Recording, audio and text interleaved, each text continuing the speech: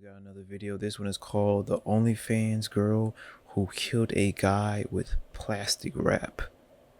10 strange and dark cases. Right off the bat, we've got OnlyFans Girl Kills Man with Plastic Wrap. It seems like recently, the stories about strange and deranged OnlyFans girls are only increasing in number. A lot of people contribute that to the fact that, given how massively oversaturated the website is at this point, people usually have to do something pretty strange to stand out and make a name for themselves. Unfortunately, that has resulted in a lot of dangerous sorts of debauchery. In her normal life, Michaela Brachet Rylersdam seemed to be an average woman. After marrying her husband Brandon, the two went on to have 3 kids. However, little did anyone know, she wasn't such a clean-cut mom behind the scenes. She both owned a stripper agency and operated an OnlyFans page along with her husband. On this page, she went by the name of Ashley Sincal. That's Ashley with 2 S's so that it looks like the word ass, by the way. While it isn't known how much money she made exactly, it seems that she and Brandon were making a pretty good chunk of change from this endeavor. Not only content to sell nudes, Michaela decided to branch out and start providing men with some good old BDSM entertainment in person as well. Signing up on a full-fledged escort website in addition to OnlyFans, she quickly got some requests. She would usually record these encounters and use them as content for her page afterwards. This only resulted in even more requests from other men and a need to keep ramping up the bizarre nature of the content to keep people interested. A 56-year-old man named Michael Dale reached out to Michaela and expressed an interest in appearing in one of her videos. He told her that he had a thing for being wrapped up in plastic wrap, telling her to, quote, wrap him up in saran wrap like a mummy. He also wanted her to glue his eyes shut and, for some reason, glue women's shoes to his feet as well. Michaela said that would all be fine, so the two met up on April 17th, 2020. Alright, bro, at some point, y'all gotta say no, bro. Y'all OnlyFans girls gotta say no. At some point, there's just too much. There's gotta be like a limit, like a stopping limit, like it's too much. Ain't no way. The money ain't that good. The money can't be that good to be doing some crazy stuff like this, bro. Like, come on now. I know they said that the stories came out that a couple of years ago, that stories came out that Instagram models were getting flued out to Dubai and having to eat like you know, the princes in Dubai, they was like going out on yachts and like having them do like crazy stuff. They was getting like camels to have sex with camels and stuff like that, getting them to have sex with camels, animals and stuff like that. Like, I'm like, all that for like, I think it was like 50K, 100K, $500,000. I'm like, bro, that's not enough money. Like, y'all gotta have a limit. Like, come on, ain't that much money in the world to be doing certain stuff. Like, come on now. 23, with the agreement that Dale would pay her a whopping $11,000 to perform the act. Michaela started out by doing exactly what Dale 11 bands? Come on now. I thought it was gonna be like 20, 30. 11? wanted. She wrapped him up real good, glued some shoes to his feet, and then glued his eyes shut too. The thing is, she went overboard. She started doing things that Dale did not request without asking him first. After the man was wrapped up and couldn't move, she decided to place a plastic bag over his head and secure it with duct tape for a whole 8 minutes. Dale became unresponsive. Despite noticing this, Michaela didn't care. Instead, she hovered over him and pleasured herself on camera in order to upload to her OnlyFans page. Only then did she think that she should probably try to revive him. After failing in that regard, she finally called 911, saying that a man had passed out in her house. When the police arrived, they found Michaela trying to perform CPR on him. She told the police officers that she didn't know what had happened, specifically saying that nothing had been placed over his head. She didn't seem to consider the fact that she had just recorded herself doing the very thing she denied. The police found the footage very quickly while going over the scene. They said that Dale was very clearly struggling to breathe for the whole 8 minutes before passing out at some point along the way. Dale was rushed to the hospital, but it was already too late. He was pronounced brain dead the following day. The decision was made to take him off of life support, and he passed away very shortly after. Michaela handed her phone over to the police. Her messages did clarify that Dale had indeed requested to be saran wrapped and glued, but they couldn't find anything about placing the bag over his head in his requests. She also lied and told the police that it was her very first time engaging in BDSM-type behavior, likely hoping that she could claim that the whole thing was purely an inexperienced accident. The investigators were very disturbed with the deranged video she had taken of the ordeal, saying, he had duct tape over his mouth, a plastic bag over his head, more saran wrap around that, and then duct tape wrapped around his face and head, securing all the layers to his head. He also appeared to have had saran wrap wrapped around his neck tightly. It took a while, but Michaela, now 31 years old, was finally arrested in February of 2024 and charged with second-degree murder. She still denies putting the bag over Dale's head or securing it with duct tape despite it being on video. She pled not guilty and continues to maintain that she didn't do anything wrong. Either way, she was thrown into jail where she was to be held without bail. The case is complicated due to the fact that Dale really did reach out to her and request that she did about half of the things that she did that night, but the prosecutors have said that there is zero evidence that he ever consented to her doing anything to obstruct his breathing, to put a bag over his head, or to put tape over his mouth. None of that was on his list. Michaela's attorney disagrees. He has said, "There was no intent to kill and no attempt to cover this up. She acted appropriately when she realized this was a problem. There was definitely a consensual element. Not only something he consented to, something he was actively seeking. Shortly after the incident, OnlyFans terminated the Ashley Sincal account. She never got to upload Dale's videos before the police intervened. Michaela is still being held without bail at the Los Colinas detention facility. It seems that she will have her first hearing sometime in 2025. Man, lock her up, man. Ain't like they got the video evidence right there. I don't know why the lawyers trying to fight this, man. Y'all got the evidence right there, and it's not inadmissible evidence. Like, whoa, come on now, gang. Yes, the old 54 man is a freaky frog. He's a freaky dude, but ain't no way in the world that you should be doing anything over what he said. He said he liked to be, he wanted his eyes glued shut and he wanted to be saran wrapped like a mummy. Anything extra, like her placing the bag over his head and duct taping it and then placing extra saran wrap on that, and then he said in the video you could see him like struggling to breathe, and you continue to pleasure yourself. What type of freaky frog is you? And now we have mass murderer kills his wife while in prison. Normally, when someone gets locked away for multiple murders, they're not really going to have the chance to kill again when they're behind bars. If they do, it's most likely going to be another inmate at the prison. Very, very rarely is it actually a member of their own family. David Brinson, a 54-year-old man, has been serving a life sentence in prison ever since 1994. That's when he was part of a robbery in which he personally gunned down 4 people. Ever since then, prison has been his only home, and that's never going to change. Still though, it appears that at some point he had gotten a wife despite that. Stephanie Dowells, a 62-year-old grandma at this point, would often go out to have conjugal visits with David. At Mule Creek State Prison near Sacramento, any prisoners who aren't on death row and aren't sex offenders are allowed to have what they call family visits. These visits only occur once in a while, but they're usually held in some private, apartment-like prison cells somewhere on the prison grounds. Sometimes they're allowed to be together for upwards of 40 hours or so. While this seems like something a murderer should never be allowed to receive, David apparently didn't treat the opportunity with much respect. Stephanie was there one night during an unsupervised overnight visit with David. It isn't known exactly what happened, but it's believed that David lost his cool and strangled her there. He told prison faculty that he found his wife like that after she must have fainted during her visit.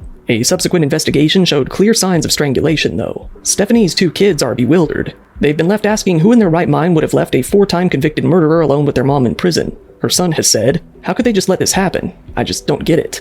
Given the history that this guy has, we kind of wanted to know how is it even possible for them to be unsupervised. My mom was just left alone, and she called for help, I'm sure, and there's nothing she could do." Stephanie's daughter-in-law has said that Stephanie had been pushing David to be a better person despite his past. She said, they would read the Bible together. He was in school in there because she was pushing him to try to be this better person. A spokesperson for the prison has said, family visits are a privilege, and incarcerated persons must apply and meet strict eligibility criteria to be approved. Only those who demonstrate sustained good behavior and meet specific program requirements are considered. These visits are designed to support positive family connections and successful rehabilitation. For now, the police are hoping to continue their investigation and make for an airtight case before they officially charge David, but they don't seem to have any doubt in their minds that he killed her. After all, he was the only person with her when she was strangled. The whole thing seems pretty open and shut. Even if he is charged, though, he's already in prison for life. Given that California doesn't have the death penalty, it's very likely that his situation won't change at all. Yeah, I mean, he's in there for life, so him like killing somebody isn't really going to change his situation. He's in jail with no prison with no possibility of parole. So killing someone isn't really going to change his situation. And like he said, California doesn't have the death penalty, so he can kill people and just go back to jail. Prison. I keep saying jail. Go back to prison. Like, he killed his lover.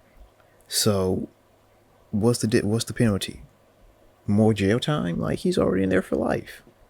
And why isn't there no cameras in like these like apartment type facilities? And they said that they could be in there for like 40 hours.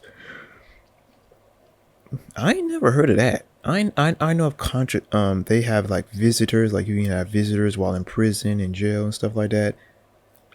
I don't know about jail, but like in prison you can have like visitors. But 40 hours? I ain't never heard that you could be with visiting a person in prison for up to 40 hours. But don't they have like cameras in there? I ain't never once heard him say anything about like camera footage, so they don't have no cameras in there. They just letting everybody just wild out. And this one is, Grandma mauled by pit bulls on cocaine. 2 dogs, Echo and Apollo, were no strangers to partaking in a bit of coke from time to time. In fact, just a few weeks before today's story, they had ingested quite a bit. This led to some ruckus, which kind of goes without saying, and the condominium they lived in ordered the dog's owner, Adam Withers, to get rid of them. However, Adam didn't get rid of the dogs. He ignored the whole thing entirely. In fact, he even taunted the landlord by posting an image to Facebook of a pit bull that read, "Humans are the problem." Adam and his mother Susan that he lived with were indeed problems, and they weren't at all ashamed of it. Another woman living in the condos, 73-year-old Joanne Eckelbager, was gardening outside one day in October when Echo and Apollo were let out of the house, allowed by Adam and Susan to roam freely around the complex whenever they pleased. That day, the two dogs had once again gotten into some of Adam's cocaine before being let out. The two dogs attacked Joanne, mauling her for several minutes as she screamed for help until she finally passed away. Her husband, Stanley, who is confined to a wheelchair and suffers from dementia, was left with no option but to look on in horror as the attack happened. The police were called, but it was already far too late to save Joanne. The cops tried to get them off of her, leading to the dogs attacking them as well. Even when the police shot the dogs, they continued their cocaine-fueled attack on the police until they finally couldn't any longer.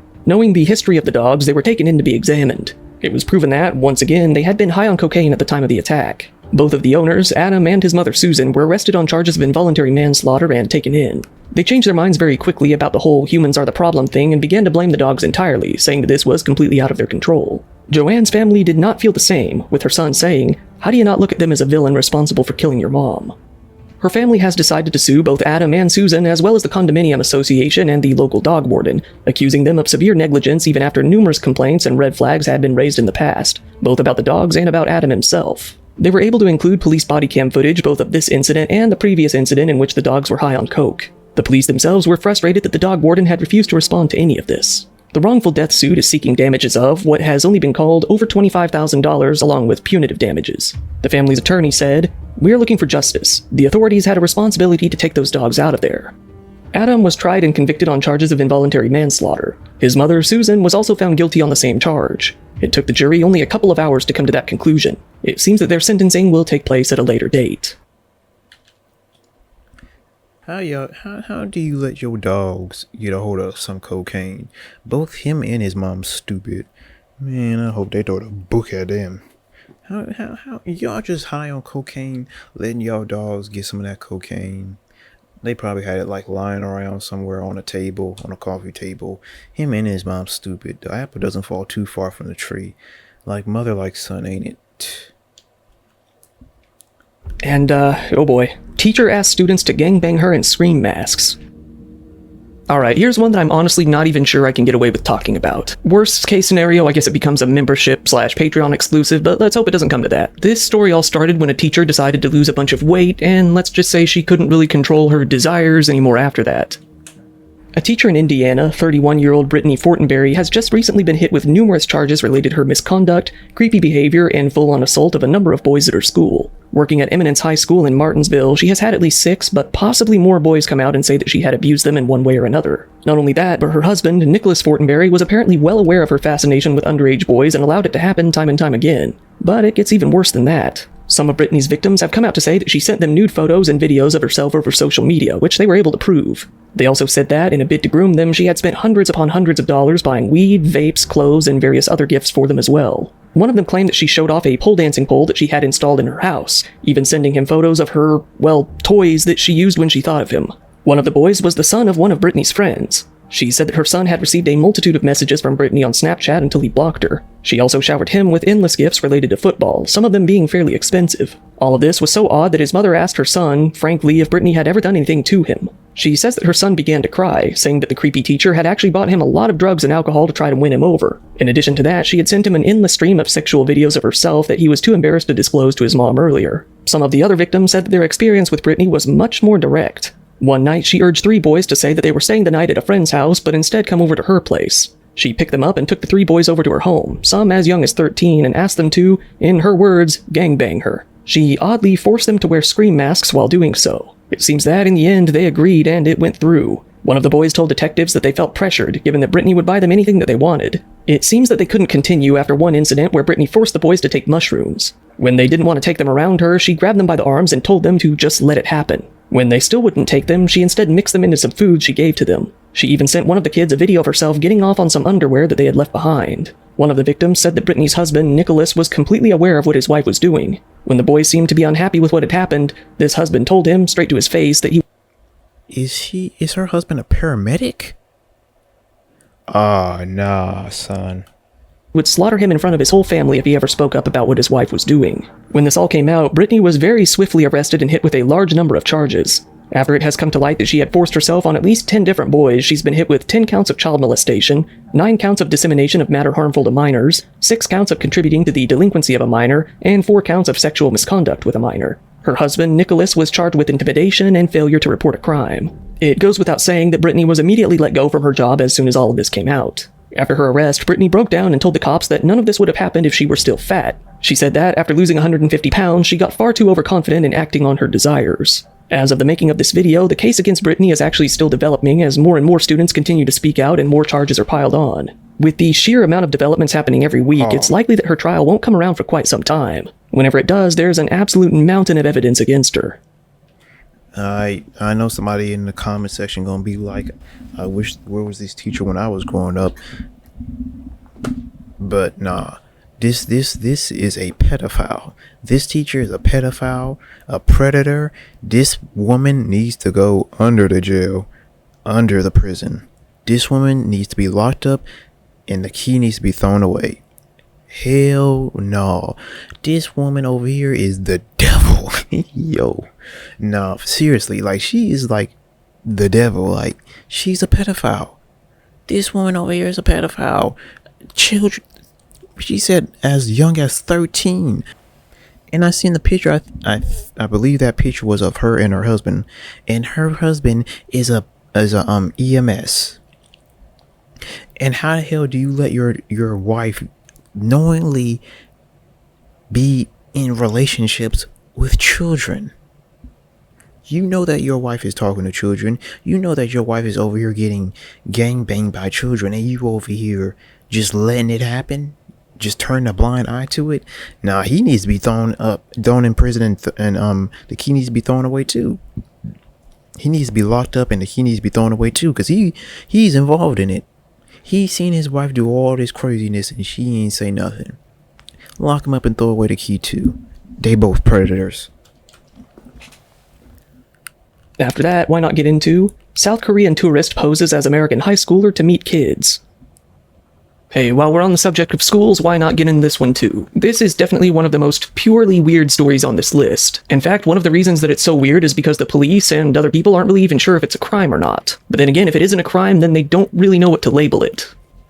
This story started when a South Korean man named Dong-ha Lee, who says he was 18 years old, got himself a 90-day tourist visa to the United States and set off on a journey. Almost nothing is known about who he actually is, what kind of path he took through the United States, or who he was staying with, or even if his age is accurate. What we do know are the incidents that took place after his arrival in Georgia. Dong-ha made his way out to Gwinnett County, Georgia, part of the Atlanta metropolitan area. On Friday, February 28, 2025, someone dropped him off at Second Year High School. There, he entered into the building through one of the side doors, avoiding the main entrance. Someone, it's unclear who, led him inside. He wandered around the building pretty aimlessly, seemingly looking around for something. This was when a staff member confronted him. Having no clue who this clearly foreign man was or why he was in the building, he was taken to see the school administrator. When talking with the administrator, it was found that Dong-ha had been messaging at least one of the students there on Instagram and had been trying to get the student to leave class and come meet up with him. The school resource officers gave him a warning for criminal trespass and kicked him out. Dong-ha then left in an Uber, but it wouldn't be his last time coming out to the school. He continued to communicate with some of the students from the school.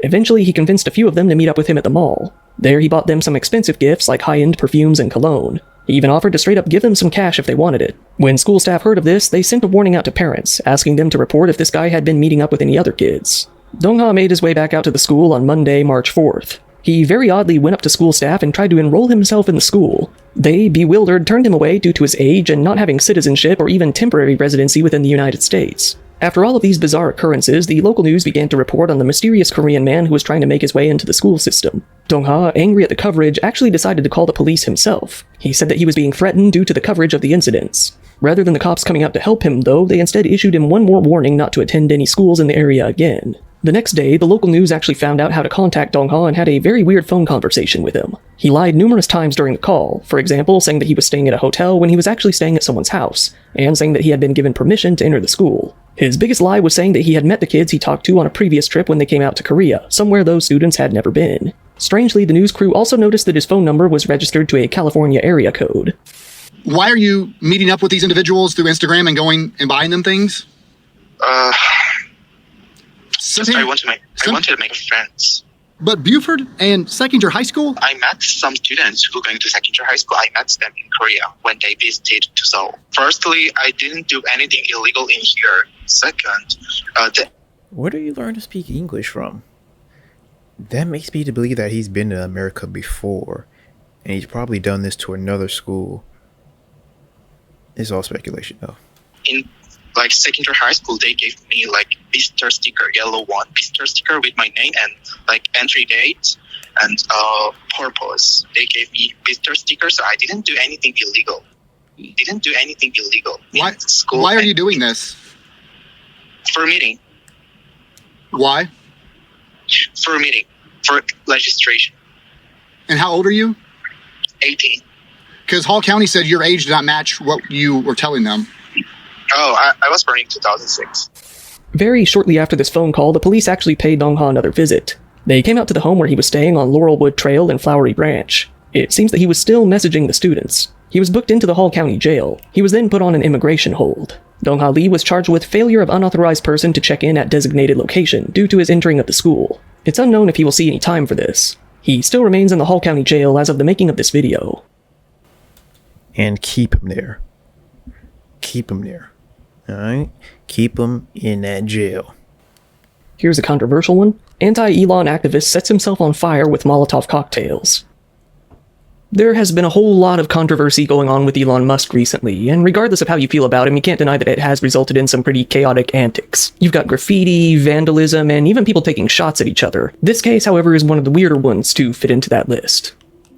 A 24-year-old man named Daniel Clark Pounder was working as a mechanic in South Carolina when he developed a strong, passionate hatred for Elon Musk. He decided that he would take it upon himself to engage in a bit of Tesla violence, as many others have been doing. On March 7th, 2025, he pulled his Chrysler van into a parking lot where some electric car chargers were. He began to make some graffiti, scrawling "Fuck Trump" and "Long live the Ukraine" onto the parking lot before starting his mission. This wouldn't be his first time getting into some trouble involving cars, having previously been arrested on DUI charges, for driving with open containers of alcohol, and for driving without insurance. This, however, would be the first time that his crime would be related to damaging cars. He walked towards the car chargers in a mask, wearing some bright blue gloves and carrying a 6-pack of glass bottles. He then lit the bottles, which turned out to be Molotov cocktails, and threw them towards the Tesla brand chargers. He threw 5 of the bottles without issue. The 6th, though, wouldn't go off without a hitch. It seems that, due to the dropping of some of the flammable liquid during his backswing, he ended up catching his own back on fire and dropping the bottle. One of the only witnesses said that this is what prompted Daniel to finally flee the scene. It's unclear how extensive his injuries were, but he did manage to put the fire out.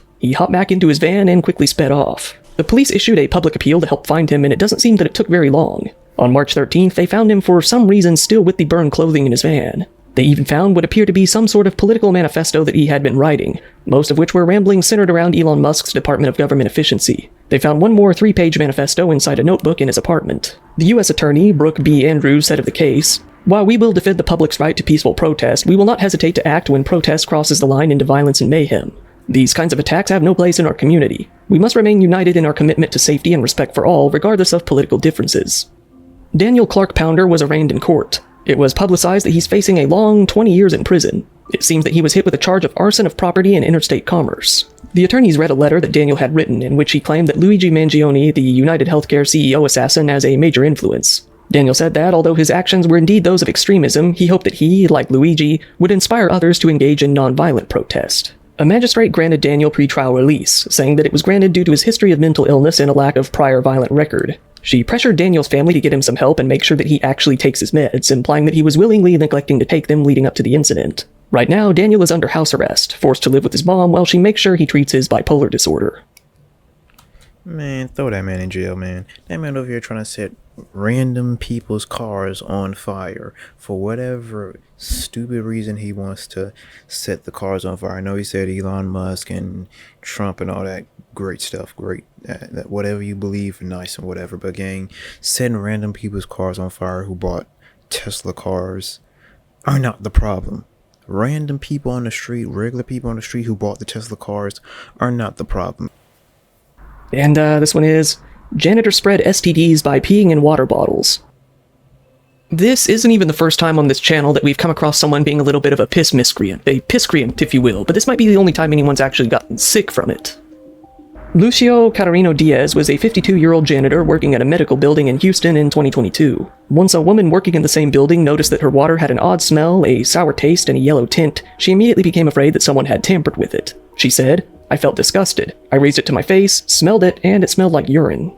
She decided to set up a hidden camera on her desk and leave a bottle of water out to see what would happen. It didn't take too long at all. When she reviewed the video later, it showed Lucio himself removing the bottle cap, shoving his wiener halfway into the bottle, submerging it in the water, and then fiddling around with it before putting it back. The police were called, and when they confronted Lucio, he fully admitted that he had done it. At least 13 times to different people, in fact. He said that he had done it with malicious intent and that it was some sort of sickness he had. While they didn't doubt that, it didn't really make them feel any sympathy for him either. It came to be found that at least 13 people who worked at the building ended up with either herpes, hepatitis A, or both after drinking the contaminated water. Some of them hadn't even been drinking from bottled water. They had only used the water coolers within the building. That meant that Lucio had likely been cramming his porker in there as well. Some of the victims have since went on to file a lawsuit seeking over $1 million in damages against both Lucio and the custodial company that placed him at their workplace. When it came to his trial, Lucio pled guilty to aggravated assault with a deadly weapon. To everyone's shock, he was given more or less a slap on the wrist. He was only sentenced to 3 years in prison, and allowed time served for the 2 years he had been in jail up until that point. So in the end, effectively, he was given a 1-year sentence and probation for giving all these different people lifelong illnesses with possibly life-threatening complications. The victims were outraged even further when, even after all of that, Lucio wasn't required to register as a sex offender. What the hell? Who's his lawyers? What? Who's his lawyers? No. Who's his lawyers? Because he's over here spreading around STDs, being nasty. This little freaky frog over here. Hey, I ain't gonna lie. Somebody need to do it. I'm not saying he needs to get killed or anything, but somebody needs to, I ain't gonna lie. Somebody needs to pull up in a black van or a white van and, I don't know, abduct him. Maybe some aliens need to abduct him. That's all I'm saying, because let that have been my sister or my mama. He gonna catch something. Now we've got what you've been waiting for. Florida man bites And it might not be STDs. his friend's ear off at the beach. You get it? He might catch something. Alright, my bad. Here we have yet another Florida man story. I really don't even have to look for these anymore by this point. I always just coincidentally come across at least 1 or 2 of them while I'm getting ready for one of these videos. So here's one to hold you over this month. A young 18-year-old man named Jack Turner decided to go partake in some St. Patrick's Day festivities at the Fort Myers Beach in Florida. It was here that he got into a fight with a man he knew named Juwan Black. During the scuffle, he began to hurl racial insults at Juwan as they fought. A video taken by witnesses showed Jack taking Juwan down to the ground, holding his face in the sand, and slamming his fists into the back of his head. After Juwan was down, Jack pulled his head up by his hair and bit down on his ear, biting the whole thing clean off. It was described by the police as traumatic auricular amputation. After that, someone finally stepped in and broke up the fight. The police were called, and the witness who recorded the whole thing sent a copy of the video to them, leaving very little doubt as to what had happened. Juwan was taken to a local hospital to patch up his ear hole, while Jack was sent to the Lee County Jail. He's been charged with felony battery. The Lee County Sheriff said in a statement, "Sheriff Carmine Marchino has zero tolerance for violence of any kind. Fort Myers Beach will continue to remain safe for all visitors and residents of Lee County." And now, Poland arrests Ukrainian woman selling Well, that was a short story. God dang. That's all he did was bite his ear off? No. 56 human kidneys. A Ukrainian woman had been discovered to be part of an international organ harvesting criminal organization, having been collecting human organs and tissues from people against their will from 2017 to 2019. She had been found to have illegally obtained kidneys harvested from people from all over the world, like in Kazakhstan, Armenia, Azerbaijan, Ukraine, Kyrgyzstan, Tajikistan, Uzbekistan, and Thailand. It seemed that she had been at it for quite a long time, making it her main and only source of income. After being caught with 56 human kidneys on her person, she was convicted for her crimes, but by unknown methods, she avoided serving her 12-year prison sentence. She made a break for it, escaping from the justice system and going on the run. She had been wanted by Interpol ever since November of 2020. Interpol had issued a red notice on her, urging global law enforcement to arrest her and extradite her so that she could finally end up in prison. Well, it would be Polish border guards that would finally come across the woman in 2025. The now 35-year-old woman, only being known as Ksenia P. due to Poland's privacy laws, was detained at a railroad crossing between Poland and Ukraine. Once they looked into her, they saw the Interpol notice and found out exactly who she was. It seemed that her time on the run is now all over, and she's facing extradition to Kazakhstan to serve out her prison term and possibly end up with more years added on after her previous flight. No, that's crazy that some people are still out here, like, collecting harvest. I mean, it's a $1 billion industry though. Organ harvesting, kidney harvesting is like $1 billion industry, and that's that. Because you wouldn't really expect a certain people to be like her. You wouldn't expect her to be like a organ harvester, but an organ harvester could be anybody. And how the hell did she escape the first time? Like, who was she working for that like got her out of that situation? Or was she just like the fall person? Was she like the middleman in in the organization, and she was the one who was just going to take the fall? Or was she like the actual one that was doing it? That's what I'm trying to see. Because how the hell did she escape the first time without serving any jail time? Did someone help her like escape or something like that? But you know, only taking down one, 100 more appear. So. And police dog loses bonus over workplace misconduct. And now we have what is probably one of the strangest cases of police misconduct in history, and it involves none other than a little corgi dog. The little dog, given the name Fuzai, meaning lucky boy, joined the police force at a small local public security bureau in China back in 2023 when he was about 4 months old. Given how small he was, he developed a talent for getting into tight spaces and sniffing out explosives. This got him a promotion to Reserve's Explosive Detection Dog in January of 2024. Now a little over a year old, he was winning a lot of favor both with the public and with his trainers. After not too long, he graduated to be a full-fledged police dog. Fuzai's story was being shared all over the Chinese side of TikTok, getting his own personal account by the Weifang Public Security Bureau. The account, called Corgi Police Dog Fuzai and His Comrades, got a pretty large fan base, sporting over 384,000 followers. In one video, Fuzai was praised for his contributions to the force throughout 2024 after completing several tasks given to him. He was awarded with a red flower, some toys, and some treats during his performance review. However, it wasn't too long after this that Fuzai's first major scandal came to light. He had been caught both sleeping on duty and peeing in his food bowl. As a result, he was charged with workplace misconduct and had his end-of-the-year bonus revoked. On camera, the treats and toys were confiscated while he was allowed to keep the red flower. In the video, an officer said, "Hope you make more persistent efforts in the future." The video quickly gained hundreds of comments. Many demanded that his bonus be returned to him and his record scrubbed clean. One commenter wrote, "He peed in his own food bowl, not in his boss's. Return his bonus immediately." Eventually, another post was made, showing that Fuzai had been made whole in the end. To celebrate Chinese New Year, he was given a gift box including some Pacific herring, pumpkin soup, rabbit meatballs, dumplings, and a dish called Buddha's Temptation, a Chinese delicacy it seems. As of the making of this video, Fuzai has not peed on any of that food. It appears he has learned his lesson. Once again, I ain't gonna lie, should I just put that little man in timeout? Put that little mutt in timeout. thank you for watching my video. If you found Put that little mutt in timeout, gang. Pissing in his own food bowl, put him in timeout, gang. First one is absolutely insane how she tried to deny something recorded. She recorded herself doing it. Yeah, I ain't gonna lie, gang. You caught. They caught you. It's up. Like, you recording yourself strangling someone. Well, not strangling someone, but like dying and you not doing anything and then saying that you didn't do it. Come on now. Brittany saying losing her weight caused it. It's obviously she thought that the kids wouldn't be attracted to her. She was overweight. She wanted the kids the entire time. Yeah, that was some wild stuff that she had going on over there. Pit bulls on cocaine, that stuff's the stuff nightmares are made out of. Yeah, I ain't gonna lie. That's that nightmare fuel.